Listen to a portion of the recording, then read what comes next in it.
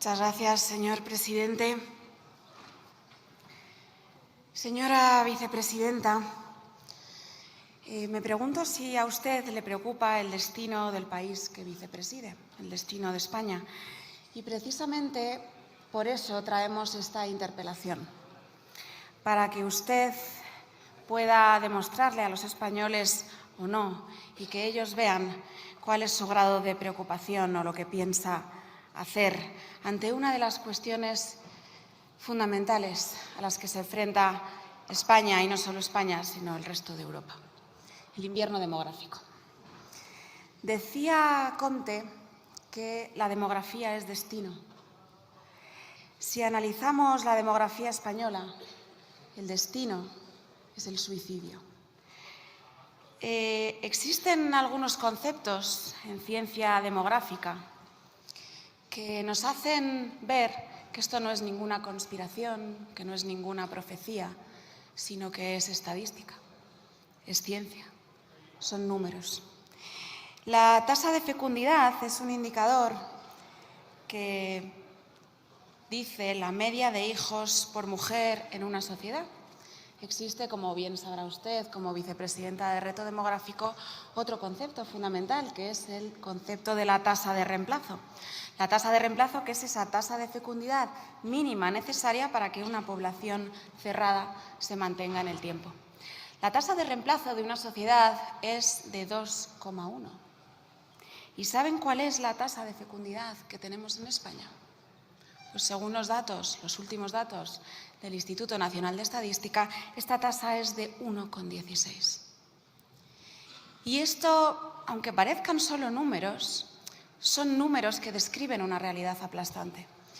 Porque si la tasa de reemplazo mínima es de 2,1, es decir, que cada 2 personas tengan 2 hijos al menos para mantener esa población, si reducimos esa tasa a la mitad, 100 padres tendrán 50 hijos y esos 50 tendrán a su vez la mitad. Es decir, que la sociedad se irá dividiendo poco a poco hasta desaparecer si es que no se salvan esas tasas. Nosotros caminamos hacia el suicidio, hacia la extinción. Los 300.000 nacimientos del año 2022 son el número más bajo de nacimientos en España desde que existen registros. ¿Y qué maneras hay de afrontar el invierno demográfico? Pues hay una primera opción, que es decir, no pasa nada. No pasa nada, vamos a dejar a la realidad que siga su curso. Mejor que los españoles no tengan hijos, porque los hijos contaminan, ¿no? Conocerá usted el estudio publicado por una revista científica en el año 2017 de Nicholas y Wines, que decían que tener un hijo en un país desarrollado genera un impacto de 58,6 toneladas de CO2 al año. Y por eso, precisamente, se inician tantos movimientos antinatalistas para salvar el planeta. Tenemos que ser menos, ¿no? Porque así todo irá mejor. La segunda opción es: vamos a traer a los hijos de otros. Nuestra sociedad está cansada. Como decías antes, los españoles no tienen hijos porque no quieren, no porque ustedes no se lo faciliten. Y entonces vamos a traer, porque nuestra economía necesita ese vigor, a los hijos de otros, a los hijos de otros países con los que no compartimos prácticamente nada. Y son sus políticas de inmigración masiva y descontrolada. Y hay una tercera opción, que es hacer políticas de natalidad. Dejar que los españoles tengan los hijos que quieran. Según el último estudio de fecundidad, natalidad y familia del CIS, se describe que los españoles sí quieren tener hijos, pero ni la economía les deja, ni el acceso a la vivienda les deja, ni ustedes les dejan con su bombardeo constante de políticas que generan pobreza. Señorías, solo la tercera opción nos salva, porque sí, pensamos que hay algo que salvar. Quizás usted no. Quizás a usted le da igual y piensa que nuestra identidad no existe, o que es una ficción, o que es intercambiable con cualquier otra identidad. Pero lo cierto es que da igual lo que usted crea, porque es algo que a usted le trasciende. Le trasciende a usted, me trasciende a mí y le trasciende a esta Cámara. Y es lo que somos, nuestra identidad, que siempre fue un oasis y un foco de luz para el resto del mundo. Y la pregunta es, ¿podemos salvarla? Quizás sí, al menos valdrá la pena intentarlo en este escenario, porque ¿cómo podemos salvarla? Pues una de las primeras opciones, y quizás uno de los nervios con el que podemos salvarla, es precisamente salvando la comunidad más libre que tenemos, la familia. Una estructura que se le escapa al Estado. El Estado, con su gobierno, no quiere familias, quiere individuos. Quiere minorías frágiles y maleables. Y la familia es la primera comunidad creadora de resistencia frente a los que mandan. Y sobre todo, para salvar lo que somos, para salvar esa comunidad elemental, hay que salvar lo más poderoso que existe en la tierra, las madres. No existe, nadie ha inventado nada más poderoso que un parto. Y digo que hay que salvarlas porque sí, las madres, señora ministra, están desapareciendo. Ustedes y sus antecesores nos han traído un modelo de individualismo egoísta, consumista, decadente, en que vivimos para satisfacer deseos y nos enfrentamos al otro para satisfacer deseos. Y nosotros creemos en la superioridad antropológica de rescatar la comunidad más elemental y libre de todas, el lugar donde lo natural es cuidar al otro. Por eso nos suicidamos, por eso se extinguen quienes custodian esto, porque ustedes vienen convenciendo a los españoles de que cuidar al otro es explotación, que es renuncia, que es obstáculo para el éxito. Pero crear, cuidar, guiar y acompañar al otro es generosidad y es el nervio de nuestra civilización. Es el modelo de vida de toda la historia de Occidente. Y ahora parece que vienen nuestros dirigentes desde un púlpito a decirles a nuestros abuelos o a nuestros bisabuelos que estaban equivocados. Quizás el equivocado, señorías, es este siglo en el que todo está al revés. Y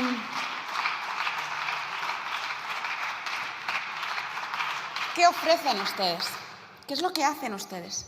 Tirarnos por el precipicio. Antes los sistemas de pensiones se componían de muchos cotizantes y pocos perceptores. Ahora sucede lo contrario. Ahora sucede todo lo opuesto. Ahora son muchos perceptores y una minoría pagando algo que ni siquiera sabe si le va a llegar el día de mañana. Ahora importamos masivamente los hijos de otros países con los que poco o nada tenemos en común, por mandato, señora ministra, porque ustedes obedecen ese mandato, por mandato de unos poderes económicos que lo que quieren es mano de obra barata en sociedades envejecidas y rendidas, esclavos del siglo XXI, por mandato del mercado. ¿Qué diferencia hay? ¿Qué diferencia hay entre esto y comprar niños en el vientre de una ucraniana? Yo creo que absolutamente ninguna. Lo que nuestros abuelos quieren no es gente que les pague las pensiones, que está demostrado que las personas que importamos de terceros países no lo hacen. Lo que nuestros abuelos quieren es gente que les quiera. Y los nietos de algún anciano de Mauritania no quieren a nuestros abuelos, quieren a los suyos, como es lógico. Ya sabemos cuál es su modelo: envejecimiento, soledad, sustitución por los nietos de otros, porque tener hijos y nietos son demasiadas toneladas de CO2 para la atmósfera. Pueden utilizar todo el dinero del mundo para comprar masivamente personas que empujen un taca-taca, pero no van a poder comprar cariño, compromiso, responsabilidad. Y eso es lo que nuestros mayores necesitan. ni esclavos del siglo XXI, ni cuidadoras estatales de algún pacto de Estado con el que jamás podrán acabar con la soledad a la que ustedes están condenando a millones y millones de españoles. La población española no crece, es reemplazada poco a poco por quienes ustedes traen masivamente para que no se note. Pero se nota en muchos barrios y pueblos de España. Se nota en Níjar, se nota en Salt, donde ya casi el 90% de los nacimientos son de madres extranjeras. Nos dicen aquí a menudo que el racismo se cura viajando. A lo mejor lo que se cura viajando es el fanatismo multicultural. Es la mentira de que traer cientos de miles de africanos no satura nuestros servicios, ni colapsa nuestros barrios, ni sustituye nuestras costumbres, ni cambia la radiografía de nuestros países y la imagen de nuestras calles. Así que espero que usted nos traiga aquí cuál es su modelo, le explique a los españoles si van a rendirse o si van a continuar sustituyendo esa sociedad a la que no pretenden revigorizar. Muchísimas gracias. Gracias.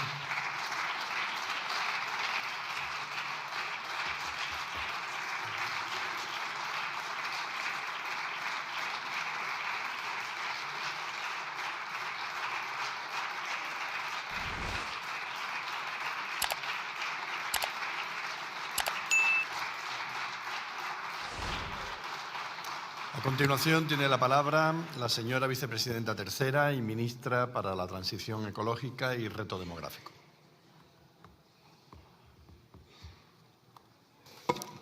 Muchas gracias, presidente. Muchas gracias, señoría. De hecho, le agradezco muchísimo la oportunidad que me brinda para traer aquí un tema que es prioridad de este Gobierno. Es una de las grandes prioridades y así lo hemos demostrado, el reto demográfico.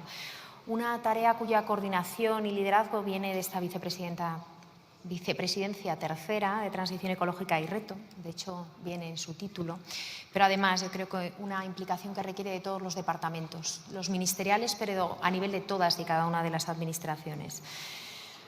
Me ha encantado escuchar que usted habla de datos, de ciencia, de concreción. Yo creo que eso es lo importante. La sociedad lo que necesita es claridad y rigor. Rigor en un debate tan importante como es el reto demográfico. Relevante ser rigurosos y no aportar datos sesgados. Y por eso permítanme que comparta datos recientes de la situación demográfica en España. Datos efectivamente del INE y de Eurostat. Una dinámica demográfica en nuestro país positiva, extraordinariamente positiva, más si lo comparamos con el resto de la Unión Europea. Una situación en tendencia, en ritmo, pero también algo importante, pensar en más allá, no solo en el hoy, en el medio y en el largo plazo también es una tendencia positiva en nuestro país.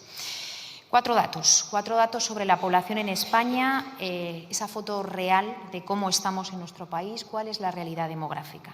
El primer dato, la población en nuestro país a día de hoy, según la estadística de población del INE, a 1 de octubre del año 2024 es de 48.946.055 habitantes, la cifra más alta de la historia de nuestro país. Si seguimos con esta tendencia, el 1 de enero tendremos más de 49 millones de habitantes. En el año 2018 España tenía 47.400.798 habitantes. En el último año la población ha aumentado en 425.000 habitantes y en lo que llevamos de siglo más de 8 millones de habitantes. Lo que llevamos de siglo pues es menos de un cuarto de siglo, estamos en el año 2024. Y siguiendo con este primer dato, España, el país que más crece en términos absolutos en todo este tiempo, por encima de grandes economías como Francia, como Alemania o como Italia. Yo creo que son datos relevantes. El segundo dato, la proyección de la población a medio y largo plazo, también lo dice Eurostat, es que España siga creciendo. No solo que siga creciendo, sino que hasta el año 2055 siga creciendo y que tengamos 55 millones de habitantes, un 12% más. el país que más crece de aquí al año 2050. El tercer dato, hablaba de datos, de ciencia, nuevos datos importantes. Está relacionado también esta mejor tendencia porque nuestro país recibe una importante llegada de población migrante. Efectivamente, población migrante que contribuye no solo al crecimiento demográfico, sino también al crecimiento económico. Y hoy es un día muy especial, hoy es el Día Internacional del Migrante, 18 de diciembre, donde Naciones Unidas nos dice algo importantísimo: celebrar las contribuciones y las oportunidades de la migración. Es una causa de celebrar. Es más, también nos recuerda el entorno tan complejo que viven especialmente algunas poblaciones y por qué ocurre esta migración. Según nuestra encuesta de migraciones, también datos del INE, el saldo migratorio en España fue positivo en el año 2023. Más de 600.000 personas. Señorías, insisto, es un dato positivo. Es un dato positivo porque lo negativo era ver cómo la década pasada, por la crisis económica y también por las respuestas de austeridad, jóvenes de nuestro país también tenían que salir y tenían que emigrar. No había oportunidades. Cuarto dato. Entre el año 2011 y 2015 hubo una salida neta de jóvenes españoles que se iban de nuestro país. Más de 100.000 jóvenes salieron, en promedio 20.000 jóvenes al año. Año 2023, primer año con un saldo migratorio positivo. Jóvenes españoles vuelven a España, es maravilloso.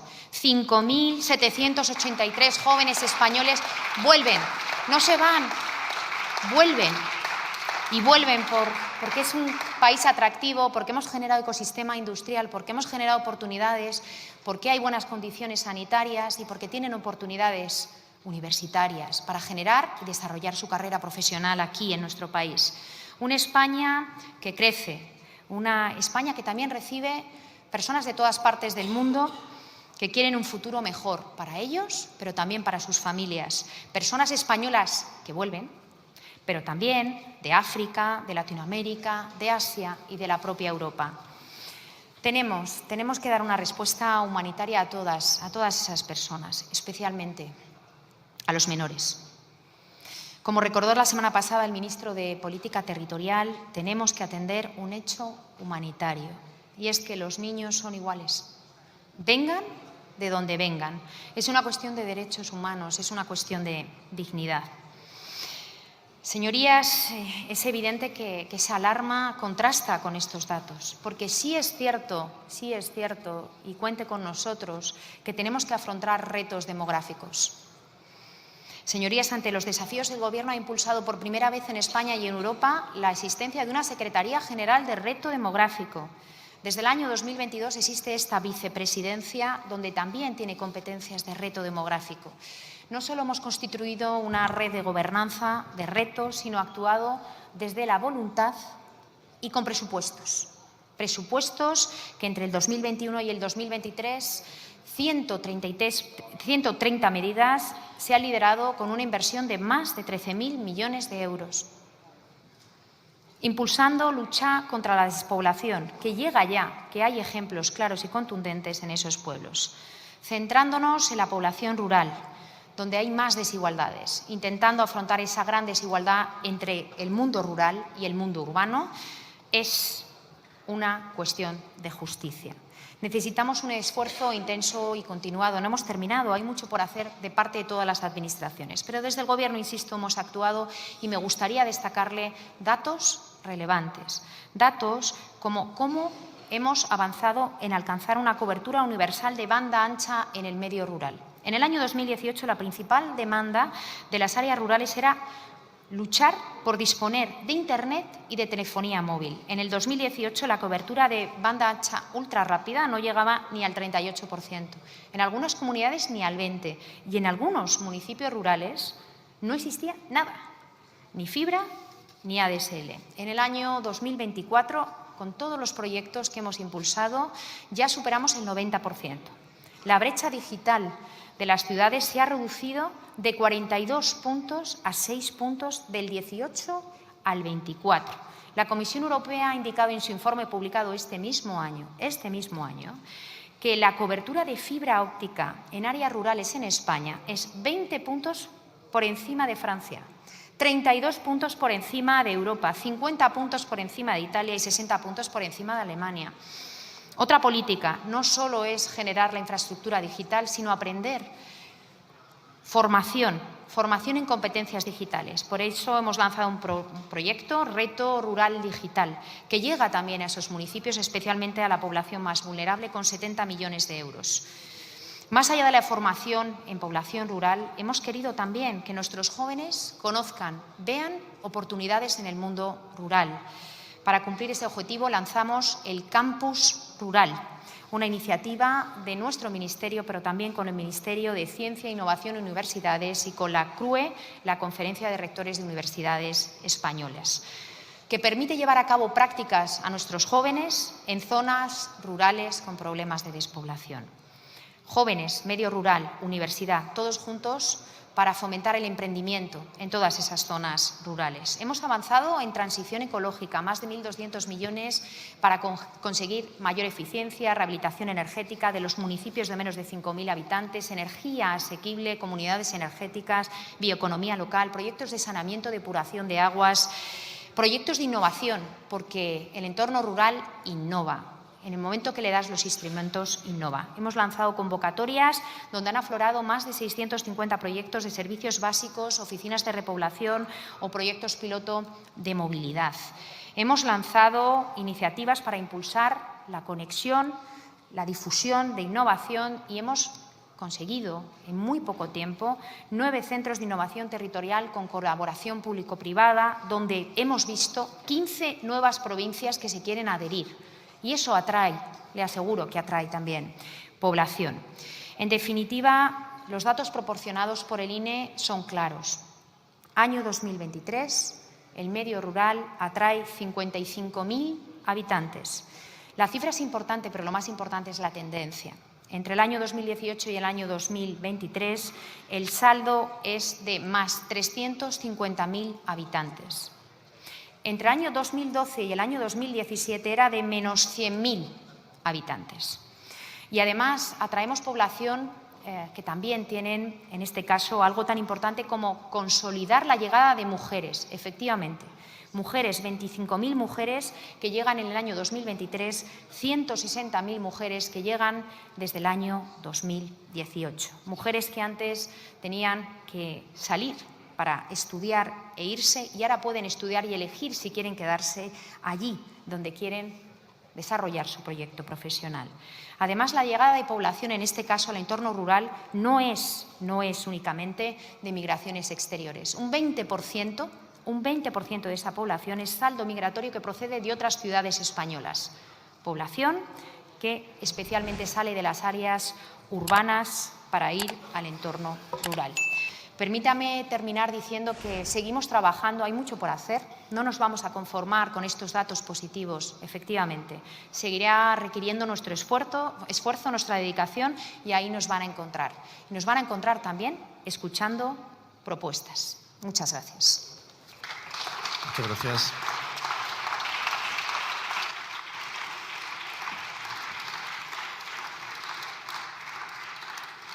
Tiene la palabra la señora Demer Méndez.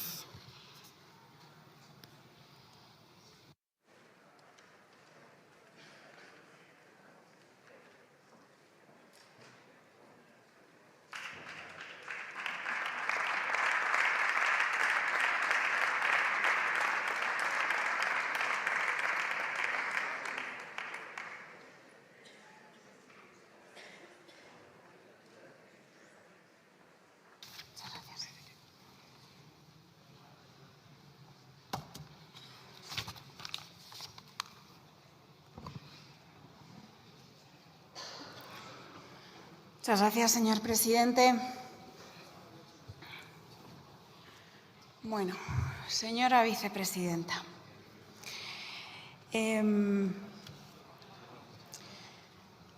ha venido usted aquí agradecer el rigor y la claridad de mi exposición. No suele ser habitual en su gobierno, suelen decir que siempre mentimos, que somos el partido del bulo y del fango, ¿no? Cuando gente como usted agradece nuestro rigor, la verdad que al menos tenemos un punto en común.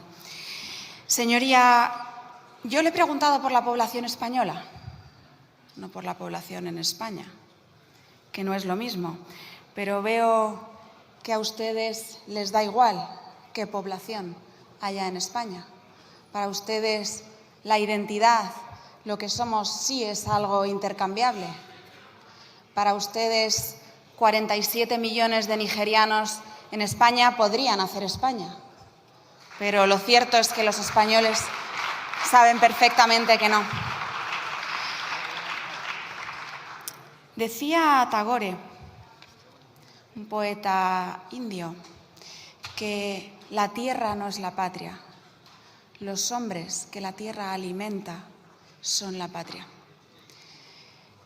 La patria, las naciones, las comunidades, las identidades, no solo son un trozo de tierra, porque ese trozo de tierra podría ser reemplazado por cualquier cosa.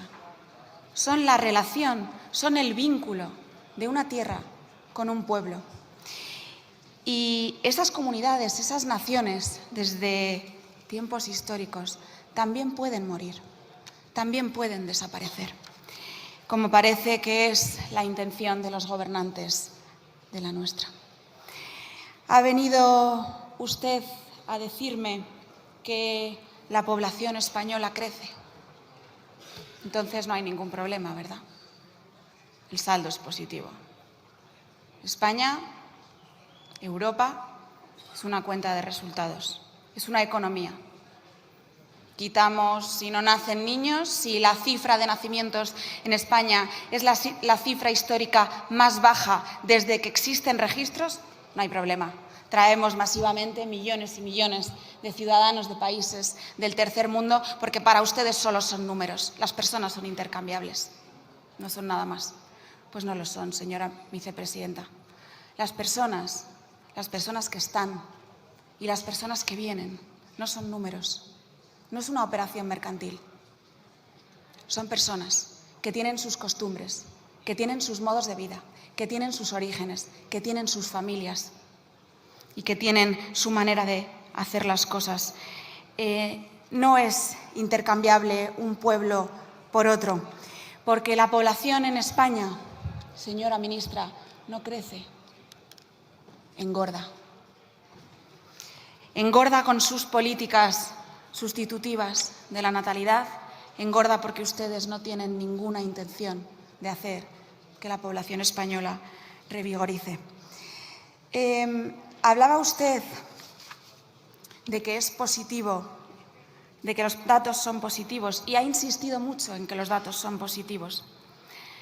¿De verdad piensan ustedes, porque estaría bien que los españoles lo sepan, que es positivo traer millones de africanos sin recursos para que cuadren sus resultados? ¿De verdad es positivo que nuestros barrios sean un parque temático para sus experimentos demográficos que cambiarán sus rostros?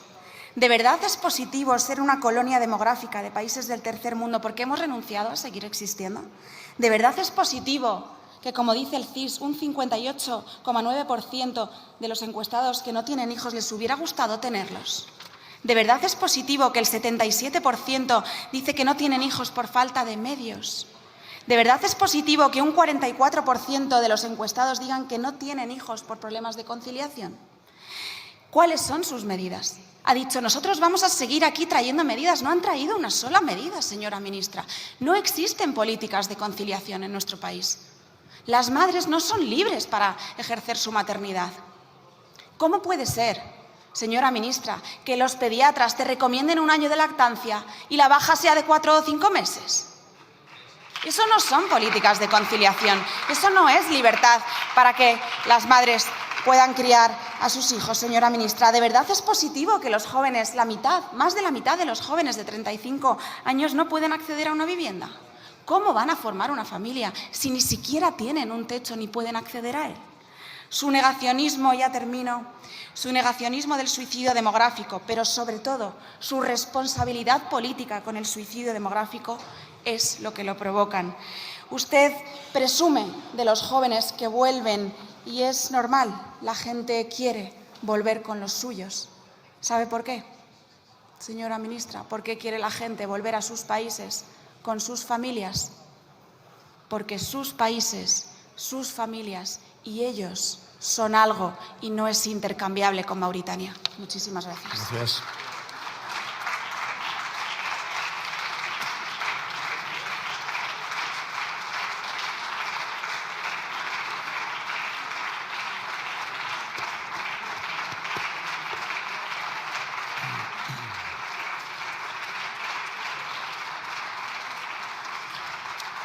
Para concluir el debate tiene la palabra la vicepresidenta tercera y ministra para la Transición Ecológica y Reto Demográfico.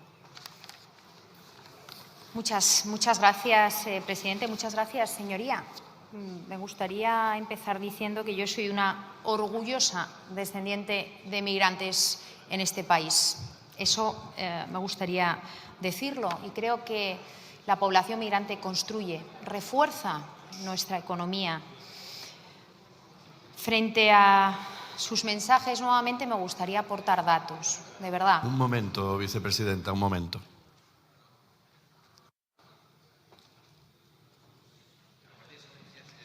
Señor Hispán, le escuchamos, señor Hispán, le escuchamos desde aquí. No hace falta que nos metamos en su conversación, de verdad. Gracias. Gracias, presidente. Decía datos. De verdad, creo que es importante hablar de datos. La semana pasada España fue señalado como el país de la OCDE que mejor desarrollo económico ha tenido en el año 2024. Y destacaba además que ese comportamiento tiene muchísima relación con la inmigración. Nuestro país puede mantener población activa en los próximos 50 años, también es importante. Ganamos población, ganamos diversidad y ganamos talento. Pero además, ganamos peso político en Europa, que es importante. El cambio climático existe, por supuesto. El reto demográfico también. El invierno demográfico no. Llegar a 49 millones de habitantes a principios del año 2025, como se espera, creciendo por encima de la media de la Unión Europea. Un mundo rural que también gana población gracias a las múltiples medidas que hemos puesto encima de la mesa. Un gobierno que además no para de trabajar para mejorar las condiciones de vida de nuestros jóvenes, evidentemente, para que los que quieran puedan formar familias. Por supuesto que sí. Mejorar las condiciones con medidas para crear prosperidad, para crear riqueza, para que puedan tomar decisiones personales y profesionales con libertad y desde la igualdad. Salario mínimo interprofesional, reforma laboral, aumentando las bajas de maternidad y de paternidad. Especialmente me gustaría destacar la paternidad, de 4 semanas a 16 y estamos intentando aumentarlas a 20. Muchos padres recientes, yo he tenido la suerte de tener compañeros que han sido padres hace poco, lo reconocen. Reconocen la valía de esas 16 semanas de paternidad.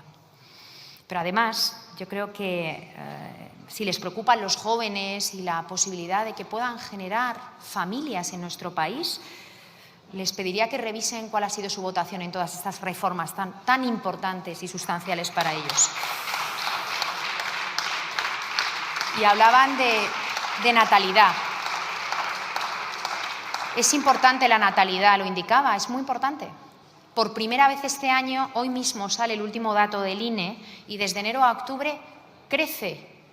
Es un dato de crecimiento de la natalidad en nuestro país, no de crecimiento. Crece la natalidad entre enero y octubre. ¿Gracias a qué? Gracias también a esas políticas sociales que le mencionaba anteriormente.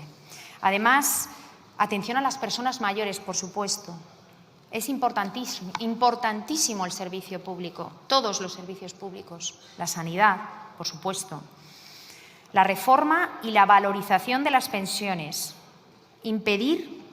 Ustedes han impedido o intentan impedir la mejora de la atención de la dependencia, el refuerzo del sistema público de salud, la reforma en las residencias y la promoción de un nuevo modelo de los cuidados. Insisto, revisiten qué han votado o qué intentan bloquear en todas estas medidas que son sustanciales para crear bienestar en la población mayor y, sobre todo, oportunidades para nuestros jóvenes. El Gobierno ha situado el reto demográfico como prioridad. Es una prioridad. Vamos a seguir trabajando, como le he dicho al principio, señoría, en luchar contra la despoblación, en avanzar en la cohesión social y territorial, en mejorar la atención de nuestros mayores, en posibilitar un mejor futuro a todos nuestros jóvenes, a nuestra infancia. Y, por supuesto, vamos a empezar el año 2025 actualizando una estrategia que por primera vez tenía este país. En el año 2025 revisaremos la Estrategia Nacional frente al reto demográfico para continuar diseñando objetivos más ambiciosos, cambios positivos que ya estamos viendo y esperamos encontrarles en este trabajo. Gracias. Muchísimas gracias.